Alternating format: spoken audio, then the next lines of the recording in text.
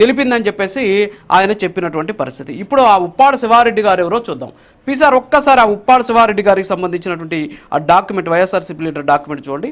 ఈ ఉప్పాడ శివారెడ్డి గారు అక్కడ సర్పంచ్ గతంలో, ప్రస్తుతం ఆయన మే 25, 2026లో ఆయన రాష్ట్ర సంయుక్త కార్యదర్శిగా నియమించబడ్డారు. ఒక్కసారి పీసీఆర్ ఒకసారి చూపించండి. సో 2015లో మాత్రం అక్కడ అది నిర్మాణానికి పనికిరానటువంటి ప్రాంతం, అవసరమైతే మన కాకినాడ దగ్గర రాయవరం దగ్గర కట్టుకుందాం అని చెప్పేసి మీ పార్టీకి సంబంధించినటువంటి ప్రస్తుత రాష్ట్ర సంయుక్త కార్యదర్శి ఆయన చెప్పినటువంటి మాటలు ఇవి. సో అది కూడా చూడొచ్చు మీరు, ఆయన నియమించినటువంటి పరిస్థితి.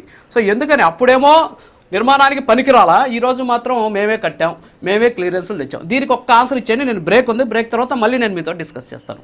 మసూదన్ రెడ్డి గారు, ఒక ప్రాజెక్ట్ ఇచ్చేటప్పుడు ఆ ప్రాజెక్టు వల్ల నష్టపోయే వాళ్ళు కొంతమంది ఉంటారు, లాభపడే వాళ్ళు కొంతమంది ఉంటారు సార్. ఖచ్చితంగా మీరు ఏ ప్రాజెక్ట్, ఈ ప్రపంచంలో ఏ ప్రాజెక్ట్ అయినా అండి, విద్యుత్ ప్రాజెక్ట్ రానివ్వండి, లేకుంటే ఎయిర్పోర్ట్ రానివ్వండి, లేకుంటే ఒక డ్యామ్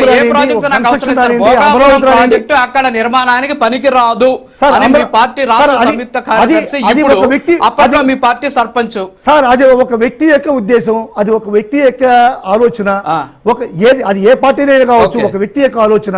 అతనికి ఏదైనా నష్టం జరుగుతుంది, ఒక ప్రత్యేకమైనటువంటి ఒక వ్యక్తుల దగ్గరికి వెళ్తే ఏ ప్రాజెక్ట్ వచ్చినా సరే. ఇప్పుడు అమరావతిలో ఉన్నారు, అమరావతిలో రైతులకి అందరికీ పరిపూర్ణంగా ఏ ప్రాజెక్ట్ అయినా సరే, సార్ ఏ ప్రాజెక్ట్ అయినా సరే ఆ ప్రాజెక్ట్ వల్ల కొంతమంది నష్టపోవాల్సి వస్తుంది సార్. ఒక్కసారి వినాలి సార్. పబ్లిక్ ఇంట్రెస్ట్ లిటిగేషన్, ప్రజా ప్రయోజన వ్యాజ్యం. ఇది ప్రజా ప్రయోజన వ్యాజ్యం అనేది వ్యక్తిగతమైనటువంటి సమస్యలతోటి వేసేదాన్ని ప్రజా ప్రయోజన వ్యాజ్యం కాదు.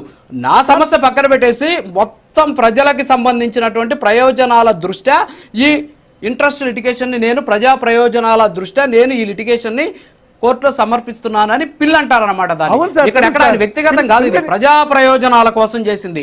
ప్రజా ప్రయోజనాల కోసం అదే సమయంలో జగన్మోహన్ రెడ్డి గారు చెప్పారు కోర్టులో కేసులు వేస్తామని. సో వేశారు, ఇది మీరే కదా వేసింది అప్పుడు సార్. ఇప్పుడు అక్కడ జరిగింది ఏంటంటే, ఎయిర్పోర్ట్ కి అక్విజిషన్ చేసేటువంటి ప్రక్రియని